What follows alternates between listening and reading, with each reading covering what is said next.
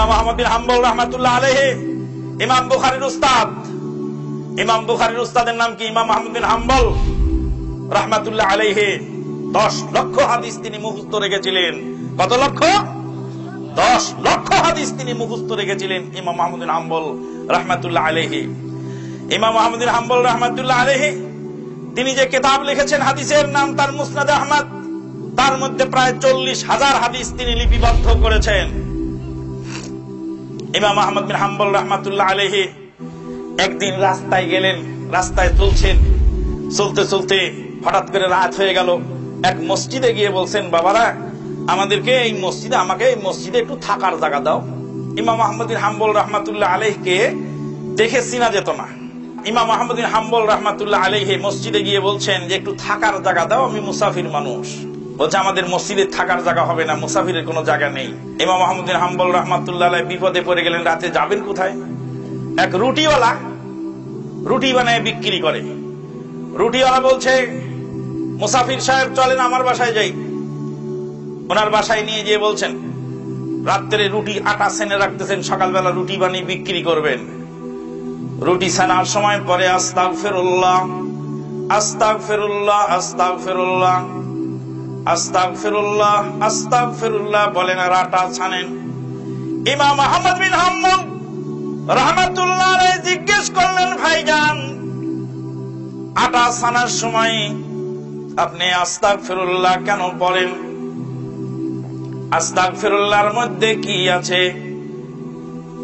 আটাওয়ালা রুটিওয়ালা বলে, ভাইজান মুসাফির, আস্তাগফিরুল্লাহর মধ্যে কি আছে আমি তা জানি না, তবে জীবনে যত কিছু চাওয়ার দরকার ছিল আল্লাহ রাব্বুল আলামিনের কাছে চেয়েছি এই ইস্তেগফারের মাধ্যমে।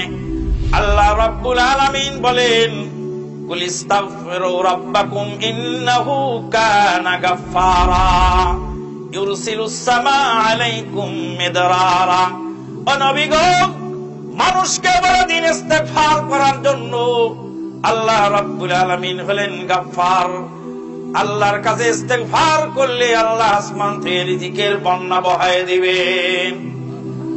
ইমাম আহমদ বিন হাম্বল রাহমাতুল্লাহ আলাইহি বলেন, আটাওয়ালা রুটিওয়ালা বলেন, শোনো ভাই মুসাফির শোনেন, জীবনে যা কিছু চাওয়ার দরকার হয়েছে আল্লাহর কাছে চেয়েছি ইস্তেগফারের মাধ্যমে, আল্লাহ আমাকে দিয়েছেন, তবে একটি আশা আজ পর্যন্ত পূরণ হলো না।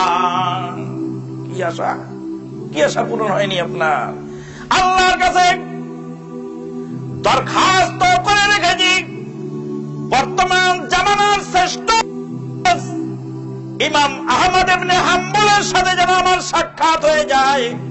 আল্লাহ রাব্বুল আলামিন এই আশাটা আমার পূরণ করে নাই, এইটুকু বাকি আছে, আর কোন আশাই আমার অপূর্ণ রয়ে যায় নাই। ইমাম আহমদ বিন হাম্বল রাহমাতুল্লাহ আলাইহি বলেন, বাবা রুটিওয়ালা তুমি শোনো, যেই মুসাফিরকে তুমি আজকে জায়গা দিয়েছো সেই মুসাফিরের নাম হলো ইমাম আহমদ ইবনে হাম্বল রাহমাতুল্লাহ আলাইহি। আল্লাহু আকবার। আল্লাহু আল্লাহ।